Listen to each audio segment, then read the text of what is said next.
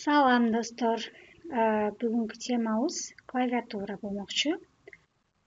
Клавиатура компьютерге маалымат киргизүүчү эң маанилүү инструменттердин бири болуп саналат. Клавиатуранын баскычтары болот.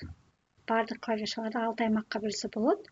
Өзүңүздөр көргөндөр функционалдык клавишалар аймагы, санариптик клавишалар аймагы, түзөтүү клавишалар аймагы, системалык клавишалар аймагы сыяктуу ар кандай аймакка бөлсөк болот. Курсор деген сөз эмне экенин билип алсак жакшы болот.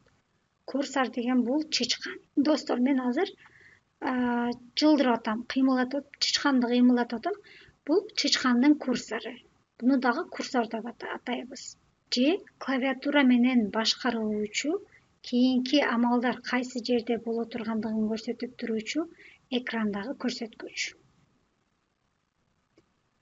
Демек, клавиатура менен дагы башкарсак болот экен курсорду. Бул кандай болуп калат? Бул экран, башка экран. Бул жерде мисалы мен азыр буну таңдасам, өйдө ылдый жылдырыш үчүн мен клавиатураны колдонсом болот. Курсор кыймылдатып атат буларды. Же болбосо бул эме менен, чычкан менен дагы өзгөртсөк болот. Экранда эмне белгиленип турса, ошол демек курсор болуп саналат экен. Бул слайдда мен атайын клавиатураны ар кандай түскө боеп койдум, түшүнүктүү болушу үчүн.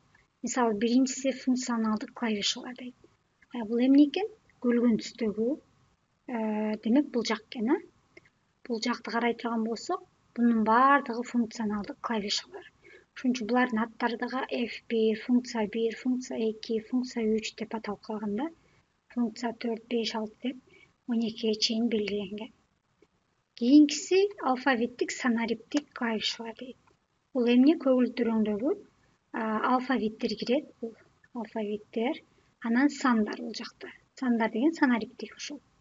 Буларды эмне кылат экенбиз? Булардын баардыгы бир аймак болуп саналат экен. Негизинен. Анан бул жерде системалык клавишалар бар. Системалык клавишаларга кайсылар кирет экен? Системалык клавишаларга бул саргыч өңдөгү, саргыч түстөгү баскычтар кирет экен. Мисалы, могул нам деген клавиша бар. Буну баспайынча бул сандар иштебейт. Ошон үчүн системалык. Буну басканда гана система уруксат берет, сандарды колдоно алабыз. Болбосо сандарды басканда иштебейт. Бул сары өңдөгү, сары түстөгү клавиатуралар түзөтүү клавишалары. Түзөтүү же өзгөртүү деген сыяктуудай. Бул жакта да эмне? Өчүрүү, башына алып баруу же киргизүү деген клавишалар болгон үчүн буларды түзөтүү клавишалар деп коебуз. Бул 5-чи түрү сыя өңдөгү, сыя түстөгү. Булар курсорду башкаруу клавишалар. Демек эмне? Өйдөгү жылуу, ыйгатуу, оңго, солго деп башкара турган атайын өзүчө курсорду башкаруу клавишалар деп атайт экенбиз. Андан кийин бул ачык жашыл өңдөгү, кичи санариптик клавиатура. Бул жак атайын жалаң сандар үчүн, бир нерсени эсептөө үчүн калькулятор катары колдонсок, бул жерден тергенге оңой сандарды. Бул жактан бир аз чачыран болуп калат. Бул жактан тергенге оңой болгон үчүн атайын эки жакка тең сандар коюлган. Бул жерде жөн гана алфавиттер катарынан, бул жерде сандар. Эми клавиатураны колдонгондо, жазганда атайын өзүнүн эрежеси бар. Ал кандай? Ал ушундай, достор. Мисалы, карагыла. Бул жерде эмне бар экен? Бул жерде клавиатура ар кандай түскө боелгон. Эмнеге? Анткени бул жерде ар бир бармактын дагы тырмактары эмне экен? Ар бир түскө боелгон экен. Азыр түшүндүрүп берем мен сиздерге. Эмне экен? Бул жерде баш бармак. Эки баш бармак клавиатуранын үстүнө колубузду койгон кезде эки баш бармак ушул могу caps эме деген space bar менен бул Windows деген 3 клавиатура баскычты башкарат экен. Бул сөөмөй, сол колдун сөөмөйү жашыл өңдө. Демек булар да жашыл өңдө. Ушул сандар үчүн колдонулат экен. 4-5, анан бул тамгалар үчүн. Бул күлгөн өңдө, оң жактын сөөмөйү. Демек буларды башкарат экен. Оң жактын ортоңкусу кайсы өңдө экен? Жашыл, мындай башкача жашыл экен. Булар бул 4 тамганы башкарат. Ошол үчүн колду койгондо өзү эле көрүнөт, ошол тамгалардын үстүнө туруп калат буларчы. Анан кийин бул ортоңку, сол колдун ортоңкусу булар. Ал эми аты жок, сол колдун аты жогу бул жак болуп калат. Бул сыя өңдөгүлөр. Бул ак өңдөгүлөр оң жактын аты жок бармактары башкарат. Ал эми чыпалактар бул жакта калган бул жакта калган өйдө чыкылды иштегенди, enter, delete, shift деген баардыгын башкарат дарлар. Ал эми бул кызылдар дагы бул жакта калган баскычтардын баарын башкарат. Ал эми жана өзүнчө болгон бул баскычтарды оң кол менен эле общий барып ал жактан терип башкарсаңыздар болот. Демек эми экен ал эми эң главный бул эми колдор F менен J. F дегенде ар дайым бул туруш керек. J дегенде ар дайым бул оң колдун сөөмөйү туруш керек. Бул сөөмөлөр ушулордун үстүндө туруш керек. Ал эми бармактар тетиги көк space бардын үстүндө туруш керек. Ошондо жазганда бат жазсын. Бат жазгандын эрежеси ушундай. Эми мен азыр эмне кылам? Бул жакта системалык баскычтар бар. Ошолор жөнүндө, кээ бир системалык баскычтар жөнүндө бир аз маалымат берүүнү туура көрдүм. Азыр кийинки слайдта бул уже кадимки реалдуу клавиатураны сүрөткө тартып алгам. Ушул клавиатуранын кайсы баскычы эмне иш аткарарын бирден көрсөтүп берем сиздерге. Биринчиси эмне экен? Backspace дейт. Backspace деген бул жакта. Backspace эмне кылат экен? Backspace курсордун сол жагындагы символду өчүрөт. Бул документти ача турган болсок, курсордун сол жагындагы символду өчүрөт. Мен backspace'ти басып атам. Кааласаңыздар сиздер да басып көрүңүздөр, өчүрүп атат. Туурабы? Демек, сол жагындагы символдар эмне болсо баарын өчүрүп кете берет экен. Backspace. Экинчиси enter. Терилген команданы киргизет. Мисалы, мен бул папканын атын өзгөрткүм келип атат. Атын жазып атам бул жакка. Папка деп. Папка деп жаздым. Эми enterди басканда бул өзгөрөт. Демек эмне? Биз терилген команданы киргизет экен. Демек ошону кабыл алдыруу үчүн enterди басат экенбиз. Программаны ишке киргизет. Демек бир программаны да ишке киргизсек болот экен. Мисалы эмне? Мен азыр бул жерден кайсы программаны ачсам болот? Ушул папканы ачкым келип атат. Азыр эмне кылам? Бул папканы басып туруп enterди бассам, ачып берет мага. Мынакей папканын ичи ушундай экен, бош экен. Демек, ушундай функцияны аткарат экен. Андан башка эмне кылат экен? Текстик редактордо курсорду кийинки сапка өткөрөт. Демек, кандай учурда болот экен? Мисалы, бул сапта турат, мен enterди бассам, ылдыйга бир сап түшүрөт. Дагы бассам, дагы түшүрөт. Көрдүңүздөрбү? Демек, текстик редактордо курсорду кийинки сапка өткөрөт. Бул caps lock. Бул эмне? Сол тарабында жайгашкан. Caps lock эмне иш аткарат? Көбүнчө редакцияда колдонулат. Мисалы, кыргызча жазып баратам дейли. Анан буну чоң тамга менен жазыш керек болуп калды. Caps lock'ты басып койсом, чоң тамга менен жазып коет. Кайрадан caps lock'ты басып койсом, жагын кичинекей тамга менен жазып коет. Демек эмне кылат экен? Чоң тамгалар режимин жандырат, же өчүрөт дейт.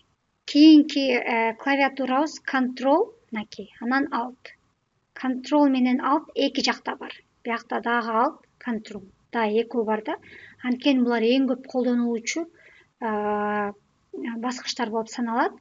Негизи булар өзүнчө аракеттерге ээ эмес, тамга же башкаруучу клавишалар менен кошо басканда гана аракетке келет. Мисалы, control P десең, print кылат. Ушундай сыяктуу бир тамга менен кошо иштетиш керек да, или control alt чогуу басыш керек, или alt G деп ушундай ар кандай бир тамга менен кошо басыш керек. Жөн эле өзүң бассаң эч кандай иш аткарбайт. Андан кийинки tab. Tab дейт. Tab бул жакта жайгашкан, сол жакта. Tab эмне кылат? Курсорду белгилүү орунга жайгаштырат. Мисалы, мен бул жакка курсорду койдум, tabты бассам эмне болот? Мына көрдүңөрбү? Жылдырып атат тексти. Белгилүү бир жакка жылдырат экен. Же болбосо, мисалы мен бул жакта турам, белгилеп. Тапты бассам эмне болот? Бияка келип калды. Көрдүңөрбү? Тапты дагы бир бассам буга барып калды. Тапты бассам, бул жакка келип калды. Анан мен бул жактан тапты бассам кийинкисине барып калды.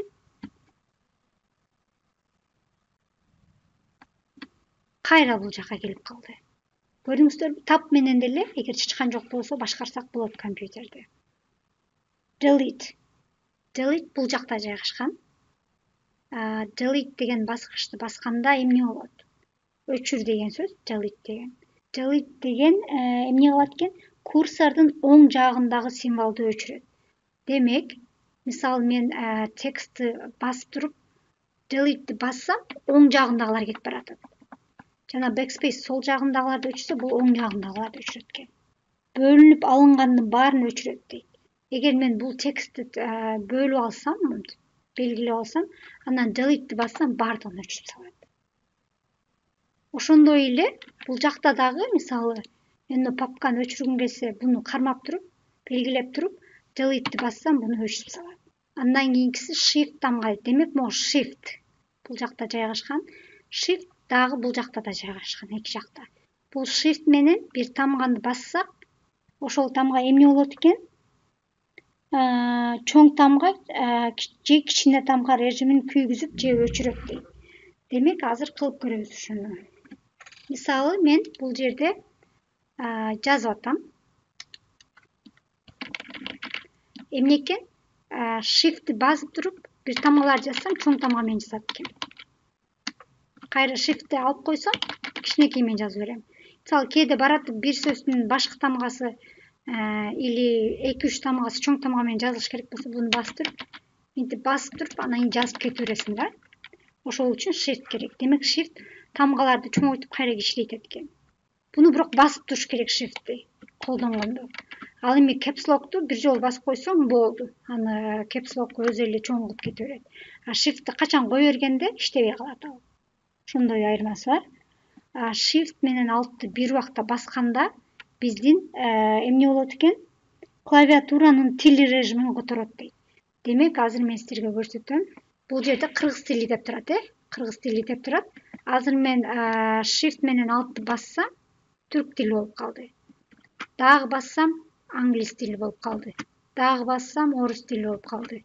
Кыргыз тили болуп калды. Бул жактан көрсөтүп берейин, мисалы азыр. Мен кыргыз тилде жазып аткам, тилди алмаштырыш керек болуп калды.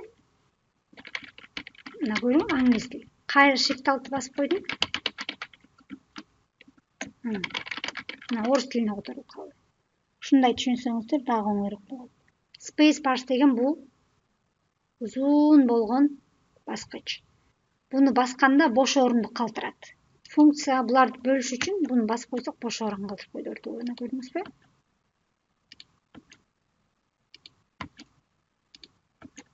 Ушинтип эмне кылат экенбиз? Сөздөрдү бөлөт экенбиз, ушинтип сөздөрдү жазып аткан кезде. End бул жакта жайгашкан. End деген курсорду саптын аягына жылдырат. Бул тексттин башында турат курсор. End'ти бассам, аягына алып барып коет. Көрдүңүздөрбү? End. Home деген ушу end'тин үстүндө эле турат. Home курсорду саптын эң башына жылдырат. Демек, end деген аягына алып барса, home'ду бассак, бул башына алып барып коет экен. Демек, улам жылдырып бирден жылдырып отурбай, эгер чычкан жок болсо, туруп туруп эле end'ти басып койсок, аягына барып калат экен. Кайра башына келгибиз келсе, home'ду басып койсок болот экен. Page down бул жакта. End'тен кийинки эле page down. Буну бассак эмне болот экен? Курсорду бир виртуалдык баракка төмөн жылдырат. Мына биринчи баракта турабыз бул жакта. Мен азыр бассам, экинчи баракка келип калдык. Үчүнчү баракка келип калдык. Ушинтип барак-барак кылып жылдыра берет болчу. Page down. Ал эми page up деген бар, бул бунун карама каршысы. Бир барак кайра өйдө жылдырат. Мисалы, буну page up'ты бассак, эмне кылат экен? Курсорду бир виртуалдык баракка жогору жылдырат. Курсорду башкаруу клавишалар эмне экен? Ушулар экен. Тексттин ичинде жүргөндө оң колун бассаң, бул бияка кетет. Солго бассаң, бул жака кетет. Өйдөн бассаң, өйдөгө чыгат. Ылдыйды бассаң, ылдыйга түшөт. ошондой эле бул жактан деле мисалы ылдыйкыларын тандаш үчүн ошол курсаждын жардамы менен чылдыра берсек болот. Ошо менен сабагыбызды жыйынтыктайбыз. Түшүнүктүү эле болуш керек деп ойлойм. Кийинки сабакта жолукканча жакшы туруңуздар.